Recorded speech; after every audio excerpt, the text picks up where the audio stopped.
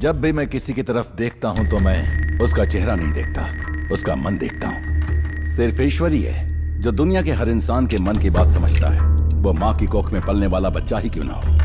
ईश्वर के अलावा ये शक्ति सिर्फ रुद्र के पास है। इसी वजह से किसी शैतान के दिमाग में क्या चल रहा है, वो क्या करने वाला है, इस रुद्र को सब पता चल जाता है। मुझसे कुछ नहीं छुपता।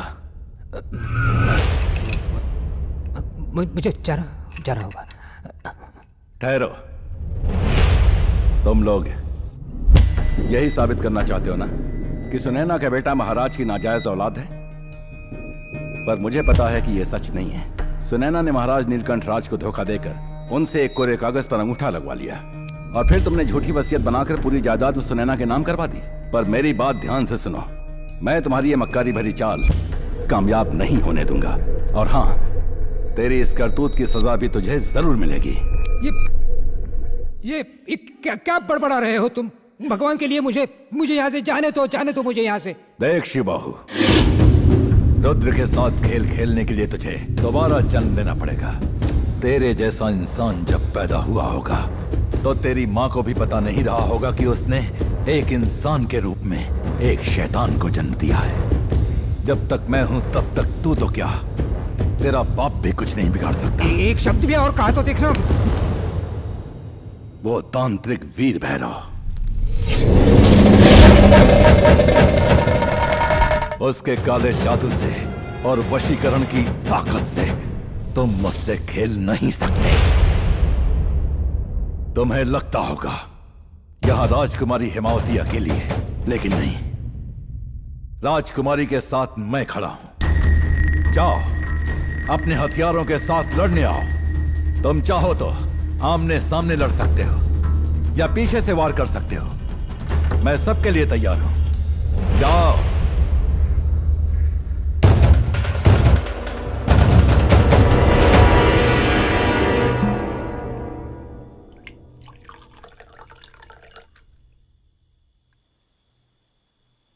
पिताजी, आपको ये बात समझनी चाहिए कि रुद्र जी कोई सामान्य मनुष्य नहीं है। और इतना ही नहीं, राजकुमारी जी उनसे प्रेम भी करती हैं। तो क्या हुआ? मैंने खुद ये खेल शुरू किया है और इसे अधूरा नहीं छोड़ सकता। मैं इतनी जल्दी हार मानने वालों में से नहीं हूँ। यहाँ गलती करना मना है, लेकिन षड्यंत्र जरूर कर सकते हैं। मैं जानता हूँ कि तुम मेरे मरने के बाद भी ये खेल जारी रखोगे, लेकिन मैं स्वर्ग में बैठकर या नर्क में बैठकर ये सब नहीं देखना चाहता। इन आंखों से देखना चाहता हूँ। ये सब देखे बिना ये शिवबाहु मरेगा नहीं। मैं साधारण सांप नहीं हूँ, विषैला सांप हूँ। मेरे विष के आगे कालिया सर्प का विष भी कुछ नहीं। ये मैं नहीं कहता, वीर भैरव का कहना है। आप ये सब मत कीजिए पिताजी। मेरे लिए इस दुनिया में आपसे बढ़कर और कुछ नहीं है। मैं आपको खोना नहीं चाहता। तू बिल्कुल अपनी माँ पर गया है।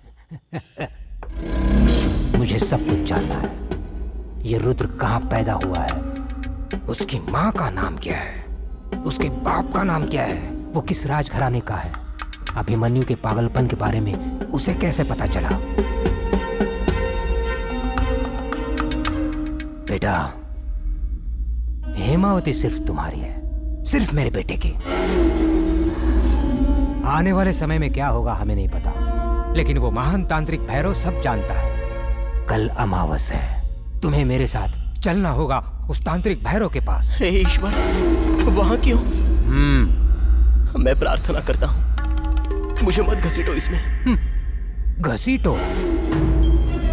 रुद्र और हेमावती को हराना है तो कनकपुर के भैरव की मदद लेनी है। कल मैं मंदिर में इंतजार करूंगा। तुम्हें हेमावती का एक बाल और अभिमन्यु की पूंछ का एक बाल लेकर किसी भी हालत में मंदिर में आना होगा। अब तुम जाओ, जाओ यहां से।